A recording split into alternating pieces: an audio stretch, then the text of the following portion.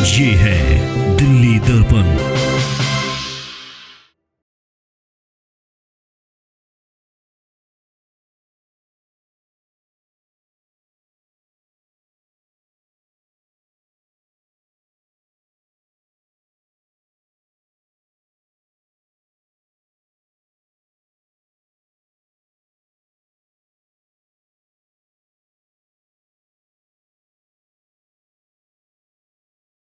मरहूम मीर हसन अलवी साहब की कोशिशों से बसाई गई ये कॉलोनी और यहां पर उत्तर प्रदेश, बिहार और खास तौर से पूर्वांचल के इलाके से आए हुए साथियों, हमारे डिपार्टमेंट के सहयोगी शमीम अलवी साहब हमारे साथी हैं जो डिपार्टमेंट में काम करते हैं। नसीम साहब ने इस्तकबाल किया, उनका शुक्रिया। पहली बार आपके दयारे मोहब्बत में हाजिर हुआ हूं। आपसे एक जज्बाती रिश्ता है, उस रिश्ते की बुनियाद पर आपके बीच में आया हूं और वो भी एक सियासी मौके पर आपके बीच में आया हूं। सारी धरा भी साथ दे तो और बात है, सारी धरा भी साथ दे तो और बात है, पर तू जरा भी साथ दे तो और बात है। चलने को एक पांव से भी चल रहे हैं लोग, पर दूसरा भी साथ दे तो और बात है। पीछे जहां तक नजर जा रही है, हजारों की तादाद में मीर विहार कॉलोनी और उसके एतराफ के लोग यहां पर इकट्ठा हैं। इधर जो साथी बोल रहे हैं उनसे गुजारिश है ऐसे चुप हो जाइए जैसे आजकल अडवाणी जी चुप रहते हैं, के बीच में लग बिल्कुल जाएंगे। उसी तरह से खामोशी के साथ रहिए। यहां मौजूद धर्मपाल लाकड़ा जी के चश्मे चराग मोहतरम सुनील लाकड़ा जी, किराड़ी के प्रत्याशी भाई राजेश गुप्ता जी, आप सब पहचानते ही हैं। मैं थोड़ी देर में बुलाऊं, अभी कितनी देर आप खड़े रहेंगे? चुनाव में तो खड़े ही हैं, मैं बुलाता हूं, आपको बुलाता हूं। मुंडका और किराड़ी, मुझे पता चला कि इस तरफ दूसरी विधानसभा और इस तरफ दूसरी विधानसभा, तो दोनों मीर विहार, दोनों को जोड़ने का काम करेगा मीर विहार। यहां पे मौजूद डॉक्टर नरेश जी, मेहरुद्दीन जी, रिजवान परवेज, हाजी नसीम साहब, सुरेंद्र दबास साहब, संतोष यादव जी, जीत यादव जी, हमारे अल्पसंख्यक विभाग के स्टेट चेयरमैन अब्दुल वाहिद कुरैशी साहब, प्रभारी शहनवाज शेख साहब, रंजीत सिंह जी, महबूब छोकर साहब, महमूद खान जी, लियाकत गद्दी जी, मखदूम खान साहब और आंखों के सामने मौजूद बड़ी तादाद में साथियों, पहली बार आपके दयारे मोहब्बत में हाजिर हुआ हूं। शमीम साहब बहुत दिन से दावत दे रहे थे, बुला रहे थे, लेकिन बदनसीबी है कि मैं मीर हसन साहब के जिंदगी में यहां हाजिर नहीं हो सका।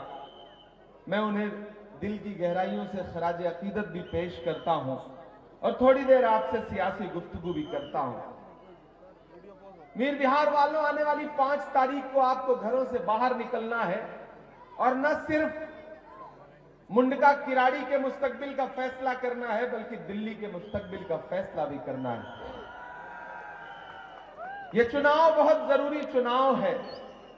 पिछले 10 दिन पहले, 15 दिन पहले जो लोग इस चुनाव में कांग्रेस को नजरअंदाज करने की कोशिश कर रहे थे, आज उनके होश उड़े हुए हैं। मैं पूरी दिल्ली में चुनाव प्रचार करता हुआ यहां पहुंचा हूं, चाहे नांगलोई हो, चाहे छतरपुर हो, चाहे किराड़ी हो, चाहे तीमारपुर हो, चाहे लक्ष्मी नगर हो, कृष्णा नगर हो, मैं पूरी दिल्ली में चुनाव प्रचार करता हुआ यहां पहुंचा हूं। मेरे भाई, पूरी दिल्ली की हवा बदल चुकी है। बना रहे थे जो किस्से मेरी तबाही के, उन्हें पता ही नहीं रुख बदल रही है हवा। हवा का रुख बदल रहा है और पूरी दिल्ली जो केजरीवाल और नरेंद्र मोदी जी की आपसी गठजोड़ वाली राजनीति है उसको समझ चुका है। पूरी दिल्ली एक नए बदलाव के लिए तैयार खड़ी है और वो मुद्दों पर सवाल पूछ रही है अरविंद केजरीवाल से, वो सवाल पूछ रही है नरेंद्र मोदी जी से। और खास तौर से मीर विहार वालों, मैं आपसे कहना चाहता हूं कि याद करो 2013-2014 के वो दिन जब जंतर मंतर पर रामलीला मैदान में बैठ करके अरविंद केजरीवाल जी ने, मनीष सिसोदिया जी ने और उनके पूरे गिरोह ने अन्ना हजारे को एक सिंबल बना करके किस तरह से राजनीति शुरू की थी, और शीला दीक्षित जी को और इस सदी के सबसे शरीफ प्रधानमंत्री डॉक्टर मनमोहन सिंह साहब के बारे में क्या क्या अनाप शनाप बका था, क्या क्या लांछन लगाए थे, क्या क्या इल्जाम लगाए थे। लेकिन कुदरत की लाठी में आवाज नहीं होती है मीर विहार वालों।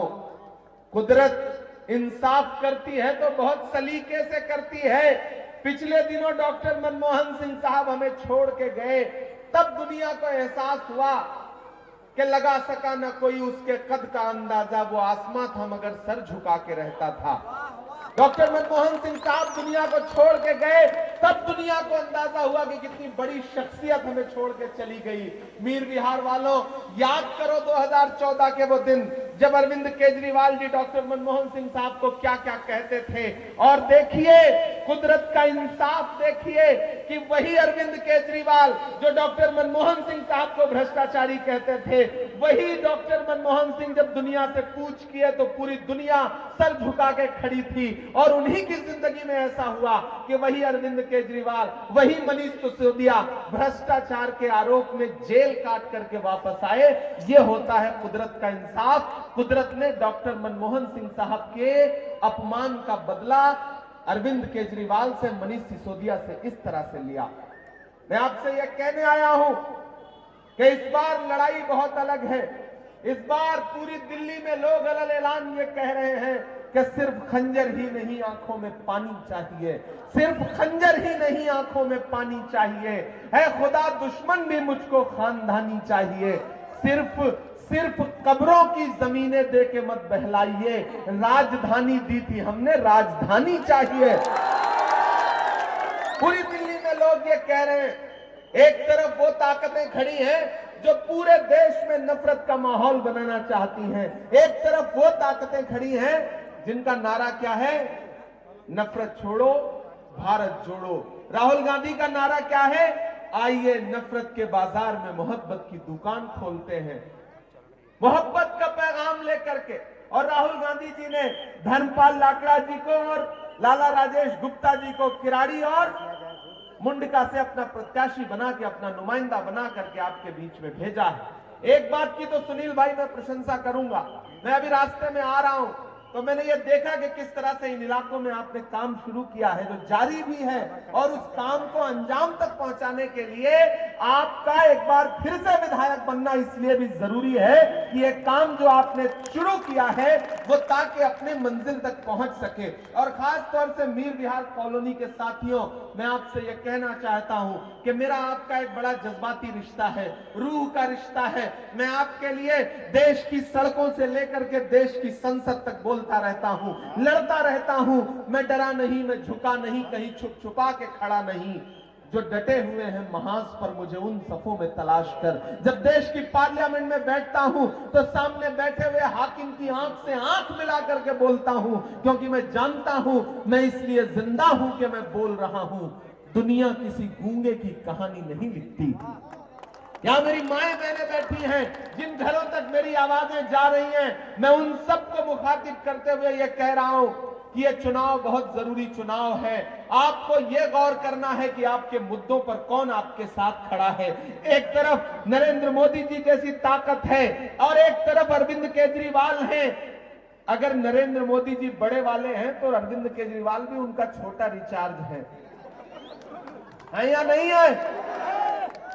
एक ने चाय बेची, दूसरी ने शराब बेची।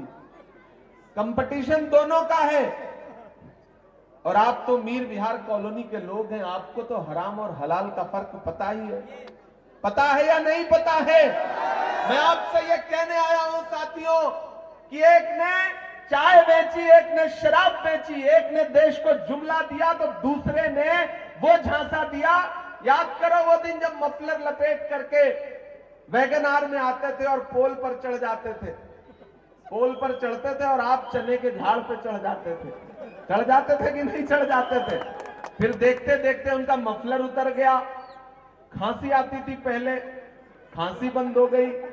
उनकी खांसी बंद हुई, पूरी दिल्ली को खांसी आने लगी, क्योंकि इतना ज्यादा प्रदूषण। अगर भाजपा ने नफरत का माहौल बना करके दिल्ली की फजा को जहरीला बनाया है, तो आम आदमी पार्टी ने प्रदूषण से दिल्ली की हवा को जहरीला बनाने का काम किया है। मैं कल एक चैनल के इंटरव्यू में बैठा था, तो इंटरव्यू वालों ने कहा कि जमुना का पानी जहरीला हो गया है, ऐसा आरोप लगाया जा रहा है। आप क्या कहेंगे अरविंद केजरीवाल जी से, आप क्या कहेंगे?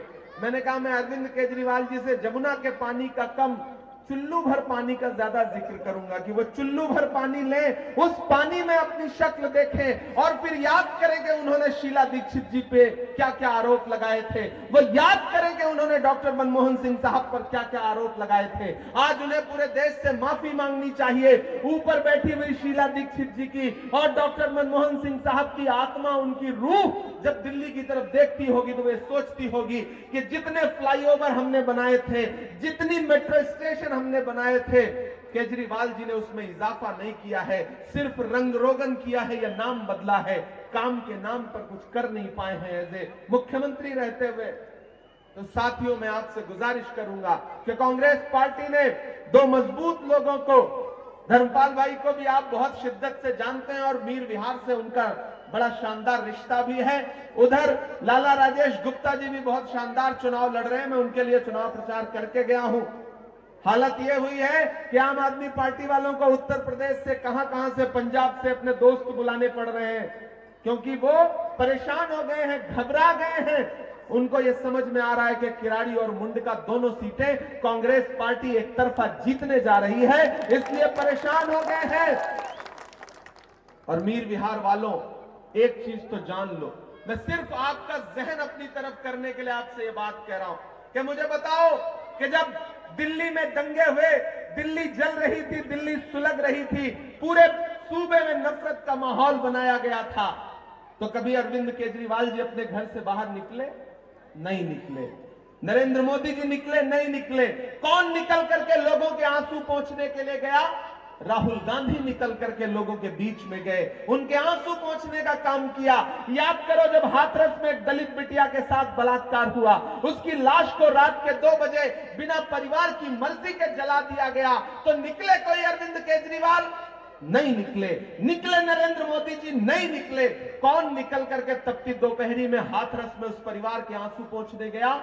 राहुल गांधी गया। संभल में जब हादसा हुआ, पुलिस ने लाशें बिछा दी, तो कोई अरविंद केजरीवाल नहीं निकला, कोई नरेंद्र मोदी जी नहीं निकले। निकला कौन? राहुल गांधी निकला और उन परिवारों से मिलने के लिए संभल के रास्ते पर गया। याद करो कि जब मणिपुर में बेटियों को बिना कपड़ों के परेड कराई गई, तो न तो नरेंद्र मोदी जी निकले, न अरविंद केजरीवाल निकले। कौन निकला? राहुल गांधी निकले। राहुल गांधी गए और याद करो कन्याकुमारी से कश्मीर तक चलते हुए पैदल राहुल गांधी अपने पैर के छालों की परवाह किए बगैर 4000 किलोमीटर मैं चला हूं उस इंसान के साथ। मैंने देखे हैं उस इंसान के पांव के छाले।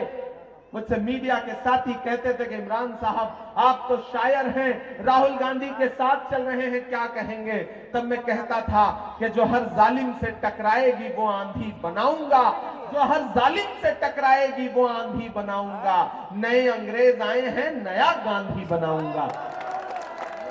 मैं चला हूं राहुल गांधी के साथ। इसलिए मैं आपसे कहना चाहता हूं साथियों कि आपके किसी भी मुद्दे पर अगर अरविंद केजरीवाल नहीं खड़े हैं, अगर हाथरस में राहुल गांधी खड़ा है, अगर दिल्ली के दंगों के दौरान आपके आंसू पोंछने के लिए राहुल गांधी खड़ा है, अगर हाथरस के बाद मणिपुर के लिए राहुल गांधी खड़ा है, अगर कन्याकुमारी में राहुल गांधी खड़ा है, अगर कश्मीर में राहुल गांधी खड़ा है, अगर डॉक्टर बाबा साहब अंबेडकर के संविधान को बचाने की लड़ाई राहुल गांधी लड़ रहा है, तो फिर आपको राहुल गांधी का साथ भी देना पड़ेगा।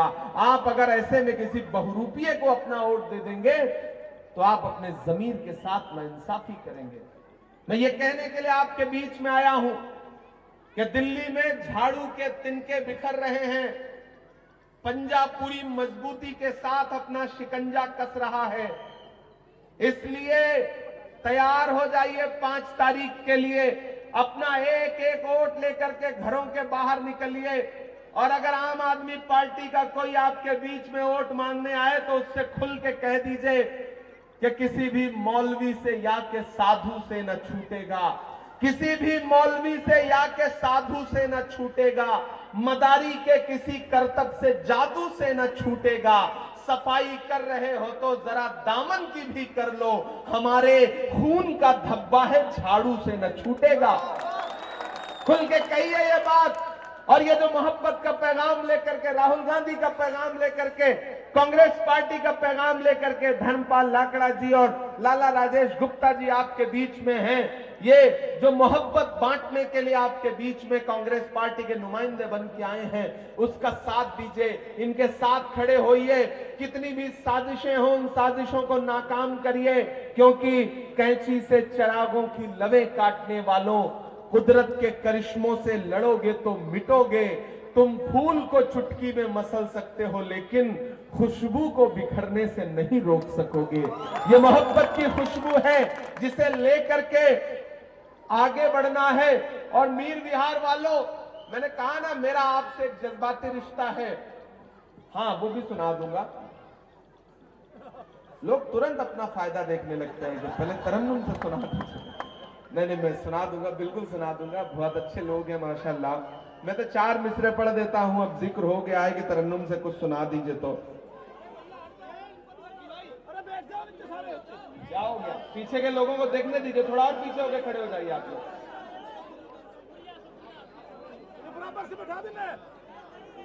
मीर बिहार वालों, जो दिल में छुपा रखी है वो बात बता दो।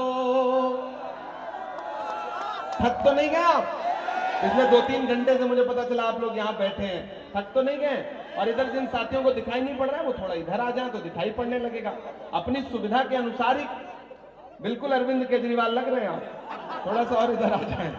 कि जो दिल में छुपा रखी है वो बात बता दो, जज्बात जो जख्मी हैं वो जज्बात बता दो। यहां से वहां तक, पीछे जहां तक अपनी छतों पे लोग मौजूद हैं, मैं सबको शामिल करता हूं। पूरे मीर विहार में आपके तालियों के साथ ये 4 मिसरे जाने चाहिए जो मैं पढ़ने चल रहा हूं। कि जो दिल में छुपा रखी है वो बात बता दो, जज्बात जो जख्मी है वो जज्बात बता दो। दुनिया को चलो अपने ख्यालात बता दो, मरकज के गुनहगारों की औकात बता दो। मरकज के गुनहगारों की औकात बता दो, मरकज के गुनहगारों की औकात बता दो। और इस मुगालते में मत रहिएगा कि वो बड़े वाले अलग हैं और छोटे वाले अलग हैं, दोनों एक ही हैं। डीएनए दोनों का एक ही है, ये याद रखिएगा। एक बड़ा है, एक छोटा रिचार्ज है। अस्सलाम वालेकुम। नहीं, आवाज नहीं आई, दोबारा से करते हैं। अस्सलाम वालेकुम। इतनों के ही आई, उनकी ना आई। दोबारा एक बार और ट्राई करो। अस्सलाम वालेकुम। नहीं आ रही भाई, पीछे वालों की नहीं आ रही ना, हाथ उठ रहे, आवाज तो आई नहीं रही, हाथ भी नहीं उठ रहे। एक बार फिर कोशिश करते। अस्सलाम वालेकुम। कुछ कुछ आई, कुछ कुछ आई। मैं अपने मुख्य अतिथि इमरान भाई को धन्यवाद दूंगा, अपने कीमती समय में से समय निकाला। हमारी पूरी कार्यकारिणी जिसने ये कार्यक्रम रखा उसका भी तहे दिल से धन्यवाद। और सबसे ज्यादा धन्यवाद यहाँ आप आए, इमरान भाई को सुनने आए, अपने विधायक प्रत्याशी को सुनने आए, उसके लिए तहे दिल से धन्यवाद। मैं किसी भी साथी, किसी भी कार्यकर्ता का नाम यहाँ लेकर के 2-4 नाम लेके, 10 नाम लेके बाकी सबको शर्मिंदा नहीं करूंगा। सीधा मुद्दे पे आता हूं। हम लोग कोई राजनीति वाले नहीं हैं, इसलिए राजनीति की बातें कम आती हैं, काम की बातें ज्यादा आती हैं। मैं जानता हूं इस वक्त मैं इमरान प्रतापगढ़ी और आप लोगों के बीच में दीवार बन के खड़ा हो गया, बस 5 मिनट अपने मन की बात कहना चाहूंगा, क्योंकि 5 साल आप लोगों ने काम कराया, 5 साल जो किया वो 5 मिनट तो कम से कम मुझे मिलने चाहिए। मैं नहीं जानता बड़ी बड़ी बातें, सिर्फ छोटी छोटी बातें जानता हूं, जो लोगों के मन की बात है वो जानता हूं। और ये जानता हूं कि मेरी पूरी विधानसभा इस बात से भली भांति परिचित है कि जो 4 बंदे इलेक्शन में मेनली लड़ रहे हैं, मुख्यतः लड़ रहे हैं, वो 4 के 4 बंदे किसी न किसी पद पे आसीन हैं या रह चुके हैं, और सबके सबका कार्यकाल इन लोगों ने अच्छी तरह से देखा हुआ है। कोरोना काल को अगर मैं हटा दूं, क्योंकि 2 साल खराब हुए थे 5 में से, तो 3 साल का धर्मपाल लाकड़ा जी का कार्यकाल और 2-2 साल का इन पार्षदों का कार्यकाल भी आप लोगों के सामने है, छुपा नहीं है। सबसे पहले आता हूं मीर विहार पे। मीर विहार से बाहर की तो बात भी नहीं करूंगा। जब बने, कोरोना हटा, तभी काम चालू हुआ। अलग अलग तरीके के नक्शे बने हुए थे, अधिकारियों ने नक्शे लाला करके दिए, रोड बनाने की तैयारी शुरू थी। इलेक्शन आया तो काम करना नहीं शुरू किया, कोरोना खत्म हुआ तो ही काम करना शुरू कर दिया था धर्मपाल लाकड़ा जी ने। और सबसे पहले यहां के रोडों से नीचे सीवर की लाइन और पानी की लाइन की व्यवस्था सबसे पहले की थी, ताकि इस कॉलोनी को पोश कॉलोनी में कन्वर्ट किया जा सके। क्या मेरी बात से आप सहमत हो? नहीं हो? हो कि नहीं हो? सलमान भाई थोड़ा कम बोले। हो। पूरी मीर विहार में एक भी गली छोड़ी अरे नहीं, अरे चाहे सिकंदर वो क्या कर रहा है यार? नक्शे में है, चाहे नक्शे से बाहर है, चाहे कल कटी, चाहे परसों कटी, कोई भी घर किसी भी गली में आखिरी भी घर हो, वहां तक धर्मपाल लाकड़ा जी ने पूरा कोशिश करके पानी की लाइन, सीवर की लाइन, रोड की लाइन पहुंचाई कि नहीं पहुंचाई? कोई घर बच तो नहीं गया? जब आए थे तो ये विधानसभा कुछ ऐसी थी कि मजरी गांव से पानी आता था और इसी मीर विहार में 3-3, 4-4 फुट पानी भर जाता था। हाँ कि ना? नहीं सुनाई दिया? हाँ कि ना? तो ये वो विधानसभा, ये वो मीर विहार जिसमें पूरा पीछे से पानी भर जाता था, और यहाँ की लेडीज जिनको यूं कपड़े उठा के जाना पड़ता था, मुझे भी बहुत जिल्लत सी महसूस होती थी। मेरी यहाँ की माताएं बहनें आती थी ऑफिस में कि भाई कुछ कर। मैं कहा अभी कोरोना खत्म नहीं हुआ बहन जी, माता जी, अभी मैं अपनी जेब से तो कर सकता हूं, सरकारी मदद नहीं पहुंच पा रही है। तो उस वक्त वो कहती थी 8-10 गाड़ी मलबा डलवा दे। तो कोई भी माता बहनें यहाँ खड़ी है दुनिया भर की, बताए कि वो आई हो और निराश होके तो नहीं गई? नहीं बोल रही। हाथ उठा के ही बता दो, उतने में ही समझ जाएंगे। मेरे ख्याल से 5 नंबर, 6 नंबर गली, फलाना फलाना पता नहीं कितने नंबर गलियां थी। बहुत सारी लेडीज, बहुत सारे भाई बंद आए और कभी निराश करने की कोशिश की नहीं। जो बन सका अपनी तरफ से किया, और तुरंत फिर जैसे ही कोरोना हटा तो आप सबसे पहले इस मीर विहार का सबसे पहले रोड, नाली, सीवर, पानी, इन झगड़ों को निपटाने में लग गए और पूरी तरह से इसको खत्म कर दिया। और दूसरी तरफ भी एक झाड़ू से प्रत्याशी खड़े हैं आज की तारीख में, जिसको इतनी भी फुर्सत नहीं मिल रही कि यहां पे झाड़ू ही मार ले। क्या वो झाड़ू वाला आता है? नहीं आता। क्या झाड़ू वाला आता है? तो जब एक ड्यूटी पूरी नहीं कर पा रहा तो दूसरी ड्यूटी कैसे दे दोगे?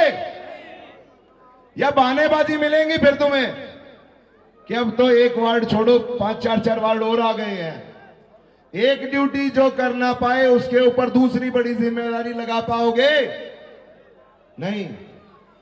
तो ये 2.5 साल में सिर्फ और सिर्फ कीचड़ और नाली, कीचड़ से इस पूरी कॉलोनी को बाहर निकाला है। असली काम तो अभी बाकी रह गए हैं। यहां इमरान भाई, मैं आपकी जानकारी के लिए बता दूं, ये इलेक्शन आता है, इसके आगे और इसके पीछे खतरा बन जाता है। बीजेपी वाले हिंदू मुस्लिम दुनिया भर का फैला देते हैं। कभी मदनपुर से लोग आ रहे हैं, कभी फलानी जगह से लोग आ रहे हैं, क्या न क्या आ रहे हैं। अभी तो हम सुरक्षा के लिए गेटों का इंतजाम भी नहीं कर पाए हैं, अभी तो सुरक्षा के लिए लिहाज से कैमरे वगैरह भी नहीं लगा पाए, और बहुत सारे काम अभी भी बाकी रह गए हैं। पर वक्त बहुत कम मिला, 2.5 साल का ही वक्त मिला, उसमें जितना बन सका आपके सामने है, कुछ लिखा छिपा नहीं है। और यही एक कारण था जो केजरीवाल जी की आंखों में रड़क गए। आप समझिए इस बात को कि बड़े बड़े नेताओं को भी वो आदमी चाहिए जो जी हुजूरी करे, हाँ में हाँ मिलाए। क्या आप लोगों के लिए डेवलपमेंट के नाम पर, रोड बिजली पानी के नाम पे हर रोज जा जाके सिर होना गलत था? क्या हमें जाना चाहिए था? हाँ या ना? कुछ नहीं आ रहा भाई। हम आप लोगों के लिए गए, लड़ाई झगड़ा किया, जहां से पैसा निकल सकता था निकाला, आप लोगों के काम किए। इसी बात की खुंदक और इसी बात की रड़क, क्योंकि नेताओं को, बड़े बड़े नेताओं को भी वही बंदे पसंद आते हैं जो सिर्फ हाँ में हाँ मिलाएं, काम की बात ना करें। और हम गलती यही कर गए, चूक यही कर गए, जी हजूरी आई ही नहीं, आया तो सिर्फ काम करना। और यही काम पूरी विधानसभा में इसी दिल लगा के इसी तरीके से किया गया। पूरी विधानसभा तो साथ दे रही है, क्या मेरी ये कॉलोनी भी साथ देगी? पूरी विधानसभा से बीजेपी को खदेड़ देने का आपसे वादा करता हूं। जीतने नहीं दूंगा, जीतने नहीं दूंगा। पूरी विधानसभा साथ में, क्या मीर विहार साथ देगा? देगा। बहुत बहुत धन्यवाद। अब मैं रिक्वेस्ट करूंगा हमारे मंच के संचालकों से कि कार्रवाई को आगे बढ़ाएं। लेटेस्ट खबरों के लिए सब्सक्राइब करें हमारा YouTube चैनल या फिर लॉग ऑन करें www.delhidarpantv.com। खबरों की कवरेज और विज्ञापनों के लिए संपर्क करें।